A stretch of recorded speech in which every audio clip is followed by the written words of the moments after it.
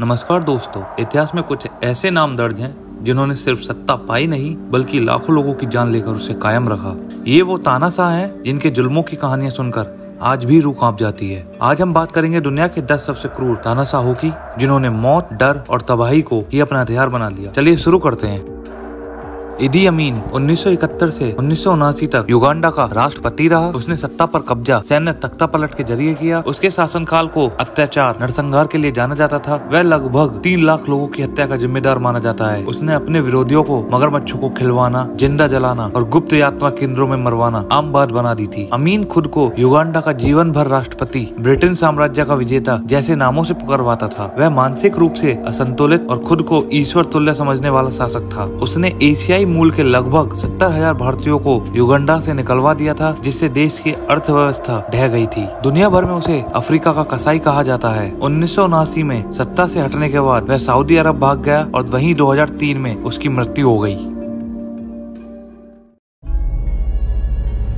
Paul plot Cambodia के communist संगठन Khmer रूज का नेता था। उसने 1975 से 1979 तक देश पर क्रूर शासन किया। उसका लक्ष्य था एक आदर्श कृषि आधारित समाज बनाना जहां कोई पढ़ा लिखा ना हो। उसने स्कूल, कॉलेज, अस्पताल और धर्म स्थल तक बंद करवा दिए थे। पढ़े लिखे लोग, डॉक्टर, इंजीनियर, टीचर सभी को दुश्मन मानकर मरवा दिया गया था। उसने शहरों को खाली कराकर लोगों को जबरदस्ती खेतों में काम करवाने के लिए भेज दिया था। लाखों लोग भुखमरी, बीमारी, अत्याचार और जबरन श्रम से मारे गए थे। कुल मिलाकर 20 लाख से अधिक नागरिकों की मौत हुई, यानी उस समय की कुल आबादी का लगभग 1/4 हिस्सा। उसकी क्रूरता के कारण कंबोडिया के जनसंहार को दुनिया आज भी द किलिंग फील्ड्स के नाम से जानती है। 1998 में पॉल प्लॉट की मौत हुई, लेकिन वह कभी भी अदालत में पेश नहीं हुआ था। सद्दाम हुसैन 1979 से 2003 तक इराक का राष्ट्रपति रहा। वह अपने शासनकाल में तानाशाही, डर और दमन का प्रतीक बन गया था। उसने इराक ईरान युद्ध 1980 से लेकर 1988 में लाखों लोगों की जान ली। उसने कुर्द अल्पसंख्यकों पर केमिकल गैस से हमला किया, जिससे हजारों निर्दोष मारे गए। 1988 में हलाबजा पर गैस बम गिराए, जिसमें 5000 से अधिक लोग मारे गए थे। 1990 में कुवैत पर हमला करके उसने खाड़ी युद्ध की नींव रखी थी। उसने अपने विरोधियों को गुप्त जेलों में टॉर्चर करवाकर मार डाला था। सद्दाम ने खुद को सलादीन और नबी सुलेमान का उत्तराधिकारी घोषित किया था। 2003 में अमेरिका ने इराक पर हमला कर उसे सत्ता से हटा दिया था। 2006 में उसे फांसी की सजा दी गई, क्योंकि वह अपने ही देश के नागरिकों की हत्या के लिए दोषी ठहराया गया था। किम जोंग इल उत्तर कोरिया का तानाशाह था, जिसने 1994 से 2011 तक शासन किया। वह अपने पिता किम इल सुंग के बाद सत्ता में आया और उसने तानाशाही को और मजबूत किया। उसके राज में उत्तर कोरिया पूरी दुनिया से कट चुका एक देश बन गया था।